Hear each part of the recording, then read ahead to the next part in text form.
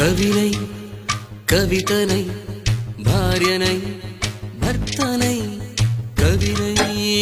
కవితనై భార్యనై భర్తనై మల్లెల దారిలో మంచు ఎడారిలో మల్లెల దారిలో మంచు ఎడారిలో పన్నీటి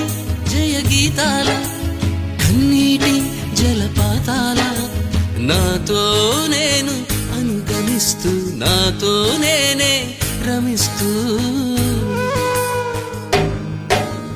ఒంటరినై అనవరతం